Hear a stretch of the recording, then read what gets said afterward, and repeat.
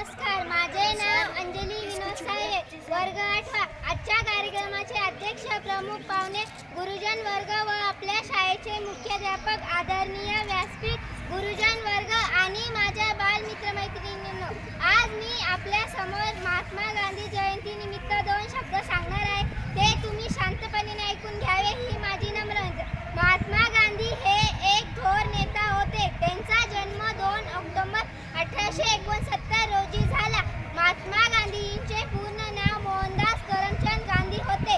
महात्मा गांधीजींची शब्द ओळख करून द्यायची झाली तर त्यासाठी समर्पण हा शब्द आहे। महात्मा गांधीजी स्वतःला नेहमी